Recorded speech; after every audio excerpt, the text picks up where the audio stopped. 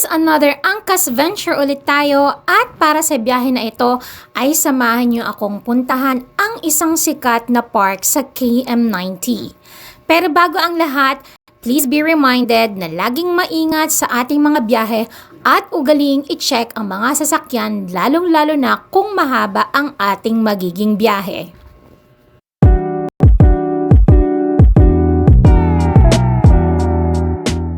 At dahil tanghali na kami nakaalis ay maliwanag na nang makarating kami sa KM90. At mapapansin nyo na sobrang foggy pagdating namin doon. Marami na ding ibang riders na huminto para magpa-picture.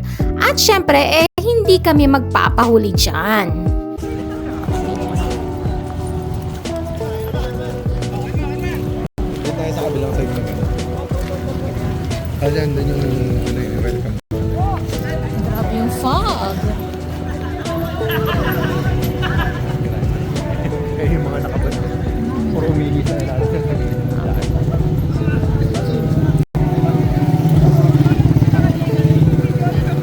Si Buddy! Hi, Buddy!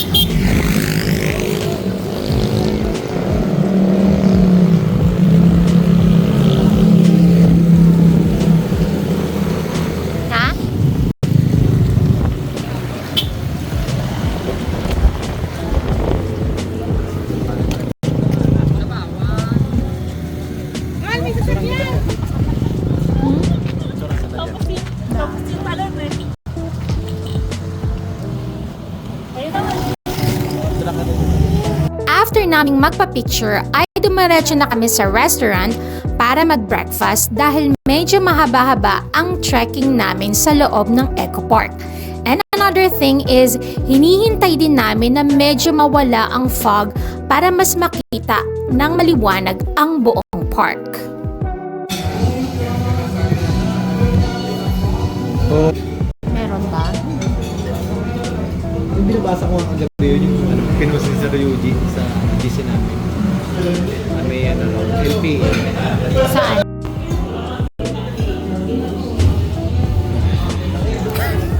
Bakit?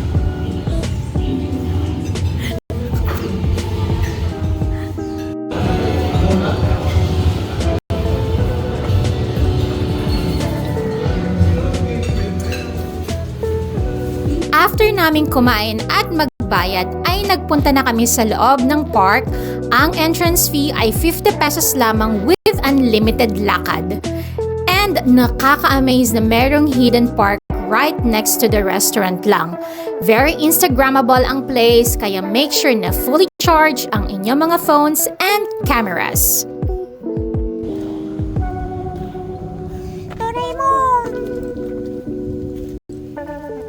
Si Mr. Crab.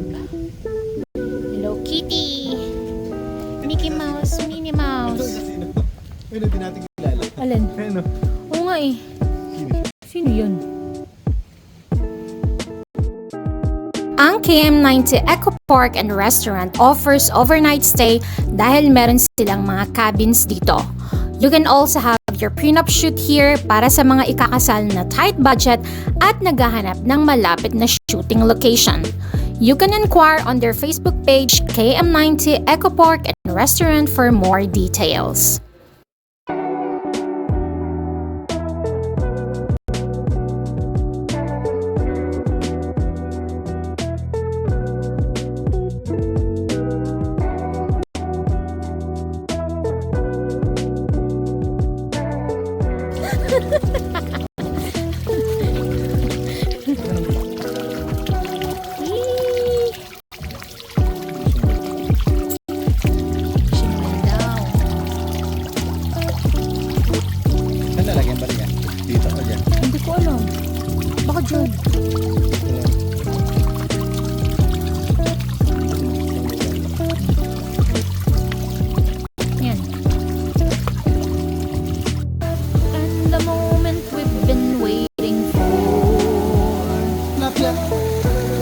tilapia. Baba ka pa doon. Wait lang. May tilapia.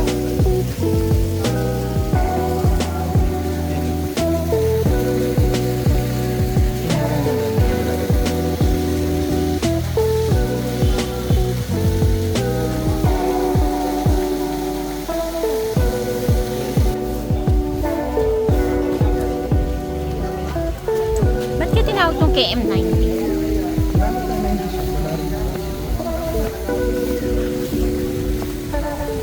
Pinakita ko. Hindi ka na. Pina! Putol na kamay ni Dara. Tandahan ha.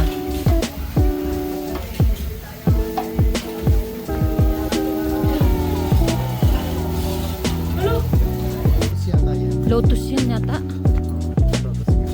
Wala na.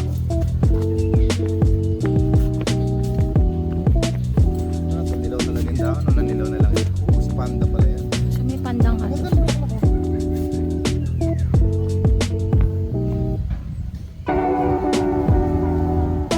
Tapos yun parang hindi totoo. No? Cute. Si Kung Fu Panda pala to. This is it. Let's do it. Doon na pagdating sa taas. Yung tipong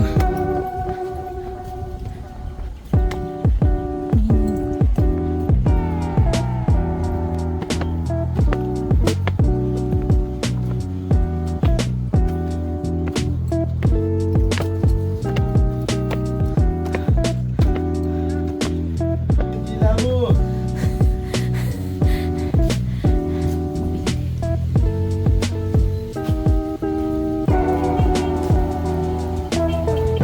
Mambul.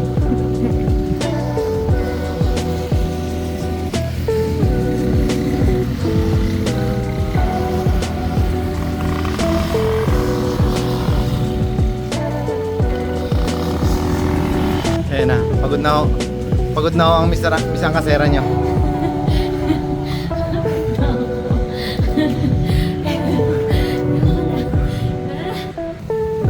Decay, so sayang mo yung paro-paro. Yung pek-pek. nabutol ang pek-pek. Ito na pek-pek yung paro-paro. Paro-paro G. Paro-paro G. Paro-paro G. Sayang ganda sana ng view. Walang ano, fog no? Oo. Yan ang Sayang kung ma-fog. Dito ka. grabe ah.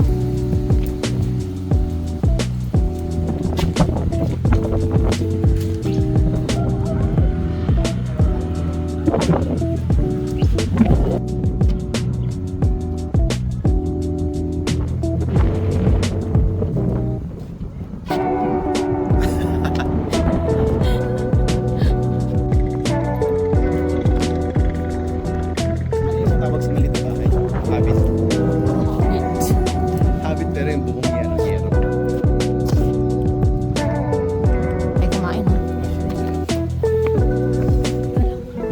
Uy, pwede kumain. Alam ko tao, putik na to. Sino kaya yan? Bastos, walang bra.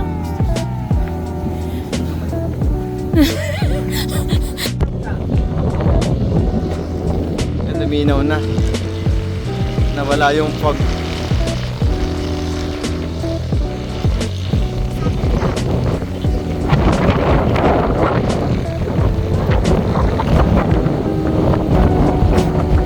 Ayan, marami na rin.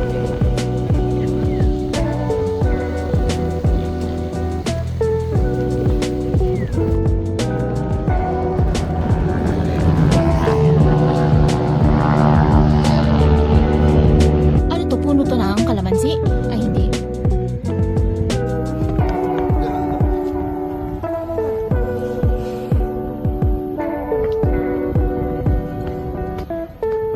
At least nagpakita kahit pa paano, di ba? Bago tayo umalis.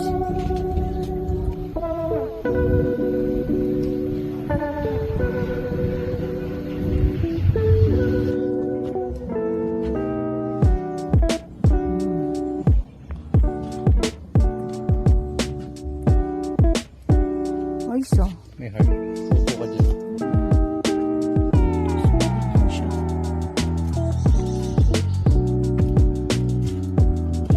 Ayun, para sa Reyna to. Diyan ako. Reyna ako eh.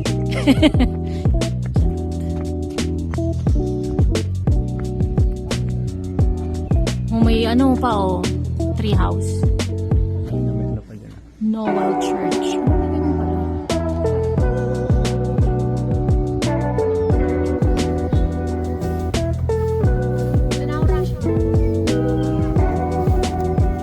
Yung sarili mo. Galing yung picture nila. Lagay yung ulo ko dun no. Ano ang ginagawa nyo? Papakita kayo ng bugelya. Definitely, the KM90 Eco Park and Restaurant is a go-to place para sa mga gustong maglakad-lakad habang ine-enjoy ang magandang tanawin at sariwang hangin. A perfect place to visit for a one-day ride. So visit KM90 Eco Park and Restaurant located at Infanta Road, Little Baguio, Santa Maria, Laguna. And nais ko ding pasalamatan ang mga mababait na staff ng restaurant dahil tinulungan nila kami na mahanap ang nawala naming wallet.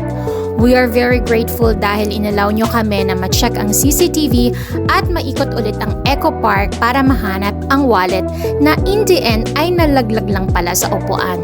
Thank you so much sa mababait na staff. Maraming salamat sa panonood and I hope na na-enjoy nyo ang aking video. Till our next Angkas Venture. Paka-paka!